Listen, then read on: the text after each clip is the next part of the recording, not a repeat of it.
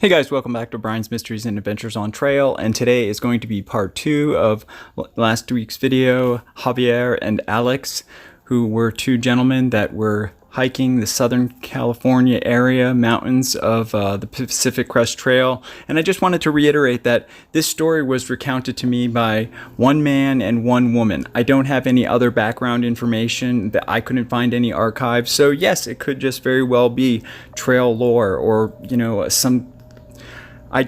a lot of you in the comments said, well, I was trying to Google it, and I couldn't find anything. Well, of course, so I did that as well. So it's just a different type of story, and don't worry, this summer, all the stories that I'm going to be working on, I'm going to be investigating myself, and they're all going to have background information. I just thought this was a nice change of pace, and because there were so many details, I thought there was something to the story. To get a full understanding of the complete story, I'd ask you to watch the first video. That way you know what happened up until this point. But I'll give you a brief update or summary. The two men met at LAX. They had both flown in from foreign countries. Alex was from Finland. Javier was from Chile. And they had met at the LAX baggage terminal, and they had just gotten to talking. The baggage was taking forever to come. One thing, led to another, and Alex invited Javier to stay with him because Javier didn't have any place to stay at the moment. And this is actually common. People do come to the United States. They're just dream to get here, and that's their goal.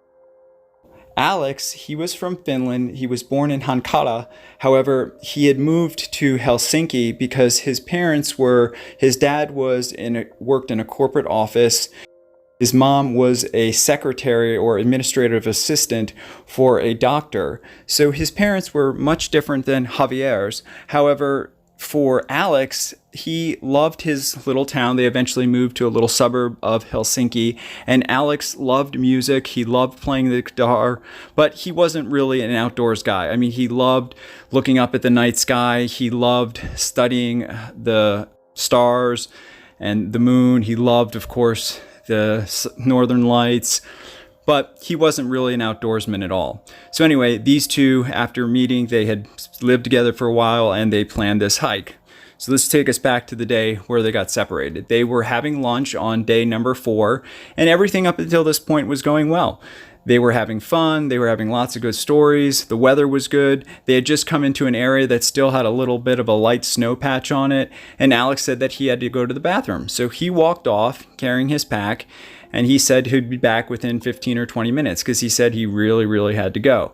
Well, he ultimately never returned. And of course, Javier went out looking for him. Well, what Alex had done was Alex's pack had a secondary pack to it, sort of a backpack that attached to the back portion. So he took the main pack off and just set it down and carried the little pack, which had his rain jacket, a little flashlight, a few other supplies. And he found a spot. He also found this really, really flushing water source, and he got about 200 yards from it, and he noticed that his backpack had become wet because when he had set it down, there was still snow. So he hung it up on this branch to try and dry it off.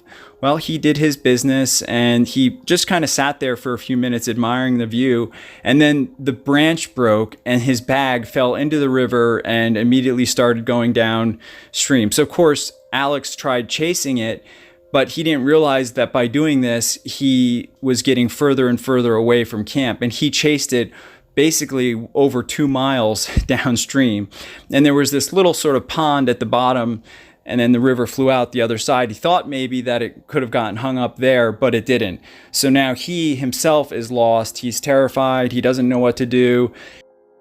Darkness is falling, and he has nothing. I mean, he just has his rain jacket, which he used to cover himself that night. He did see some lightning and thunder, but the storm never amounted to anything, thankfully for him.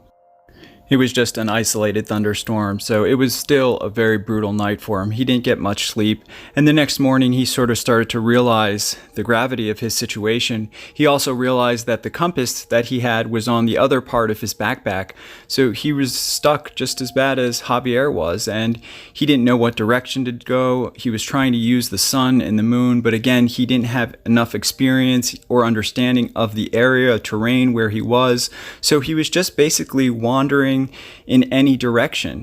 Every now and then, when nighttime would fall, he could see the lights, most likely from Palm Springs, but he had no idea how he would be able to get down there. He would look down, and there would just be these huge chasms of cliffs and waterfalls. He was determined to go up instead of down. He was going to try and go up the ridge line, which is actually a smart thing to do, and see if he could find a town on the other side.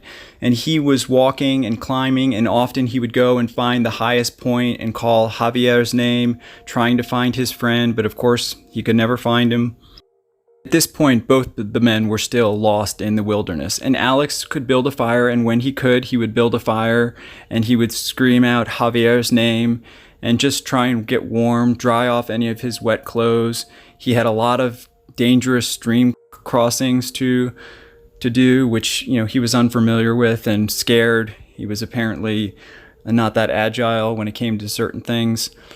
However, he came to this one area that was very dense with very, very close trees, and he was just amazed at how the landscape changed so fast. At one part he'd be in some snow, then all of a sudden it would be greenery and lush, and then of course he got into a pretty bad rainstorm. Now, he did have his rain jacket. He found this tiny little cave that he was able to take shelter in for a little while. At this point, he was absolutely, completely exhausted. So when he got in that cave, he just passed out right at the underneath portion. And when he woke up, he noticed that he wasn't the only one sleeping in that cave. And he was just mortified when he saw this mountain lion. He didn't know what to do, so he slowly backed up, away. The mountain lion kind of looked at him, didn't charge him or anything. He kind of went at an angle and just got out of there. And he told himself, I've had it with this. I've got to get the heck out of here. By this point, most of his stuff was still wet, so he built the biggest fire he could to try and dry off all his stuff because he saw what was ahead of him. He had to climb, basically crawl on his hands and knees up this basically 30-degree incline to get to the top of what he thought. He thought he remembered Javier and some other his cousins talking about a town. He couldn't remember that the name was Idlewild, but that's where he was trying to get to. That is just exhausting work on your hands and knees, crawling up a mountain like that. There's some machines in the gym that simulate it like Jacob's ladder, but he must have been absolutely exhausted. But he finally reached sort of the summit, and he ran into a bunch of hikers, or they looked like they were just out for the day, but he could tell it was still windy and cold up there. And of course, they approached him. They asked him if he was okay. They could tell that he was in serious condition, and all he said was, I just got lost from my friend. Can you take me to the town with a phone? That's all he said to them. And of course, so they led him back, which was still through some pretty rough terrain, but they knew the way, and they led him through to the town of Idlewild, California. One of the hikers in the group that found him knew he wasn't telling all, so he said that he could stay with him for the night. He let him use his phone. Of course, his first phone call was to his cousins to tell him what happened. The unbelievable part of this story, this phone call came only 15 minutes after Javier had come back to Reseda, which is where Alex's cousins were living. Despite these men going through different types of hardships, they had both been out in the wilderness for roughly the same time. So after they both knew the other was safe, they took just an enormous amount of joy in that. Alex sat back and he looked at the mountains and the sun going down, and he could not believe that he had climbed up through that. And he felt a sense of pride, and he couldn't wait to tell Javier of his adventures. Immediately, two of Alex's cousins started driving up to Idlewild, where Mary, who was actually studying to be a nurse, she stayed home and was nursing Javier back to health. Roughly 24 hours later, the two men were reunited at their Reseda, California apartment. Even though they had gone through so much, they were just so excited to tell one another of each other's misery and what they had to go through, and how they would never do that like that again. They'd have to plan better. And even though they went through so much, they had such a positive attitude about it.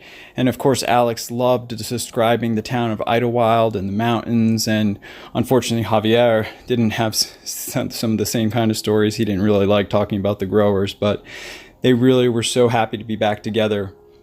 Alex got a job working as an apprentice as an auto mechanic, and it took to him so well. He just loved it so much that eventually he got promoted to being the manager, and they sponsored him, so he was also allowed to stay in the United States. And his boss actually gave him a car to drive. And these two had many more grand adventures in the Sierra. Of course, they were much safer this time, but the two men stayed together for about the next 2 years, and then they eventually went their separate ways. And of course, they still keep in contact, I guess. But they said that that first adventure was one that they'll never forget as long as they live, and it's a story that they can tell their grandkids. There is no documentation because neither men reported it to search and rescue, neither men went to the hospital, but that is the story of Alex and Javier. I know it's a little different from what we normally do on this channel, but all the videos coming up are going to be based on things that we can research that are archived. I'm going to be researching myself on site and taking various videos and putting these all together for you while I cross the United States. And when I get out west, there's several cases that I'm going to be investigating and putting videos together for you guys. So I hope you stick with me, and I thank you all for watching. As always, you guys are awesome, and I hope you're all having a great week.